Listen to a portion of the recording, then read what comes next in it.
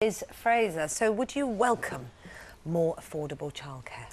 I think there's such a dilemma with childcare, Kate. You know, people watching now with children, you're tossing up between, should you be at home, as it's usually going to be the mother in the first few months, obviously, should you be at home looking after your child, or do you need to go back to work to earn money, which you're then going to pay for the childcare for somebody else to look after your child? So it's that question of who should be looking after our children when we're doing other things.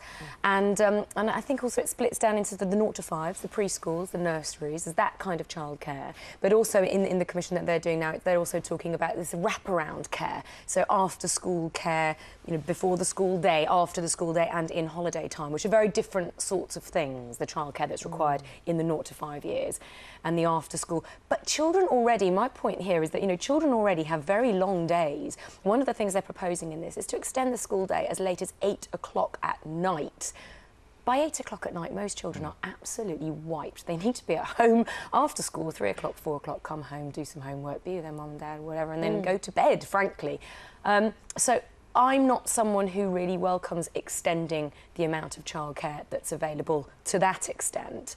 And I do think we need to be very careful about, you know, what we're trying to achieve by encouraging more and more people to put their children into being looked after by people other than themselves. That's the key question here, I think. And what's the quality of the childcare? That's the biggest thing. What is the quality of you know, either in babies and nurseries or after school? Because the best quality of care should be at home, but most of us have to return to work at some stage. So it's that balance. At least there is an effort being made to try and help parents in some way, and is it not, I guess, a good thing for them to give it a go at least, Liz? It is. You see, and I think again, it does come down often to women who are going to be the ones who have to take that step out. And I remember when I had my first child 14 years ago, I remember thinking, I will not go back to work. I won't go back to work, I'll be there and I'll look after her.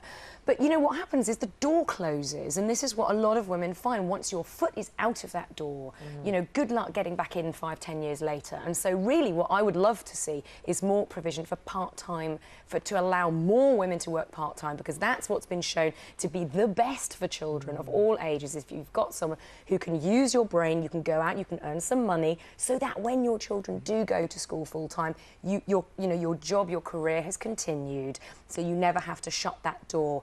But I don't want to see babies being put in childcare from 8 a.m. to 6 p.m. in loud, overcrowded rooms, not enough ratio of staff to children.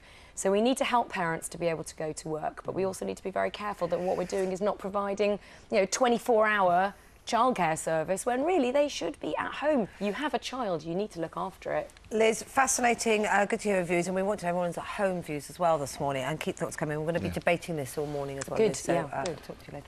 Thanks, Liz. Thank you. Now, back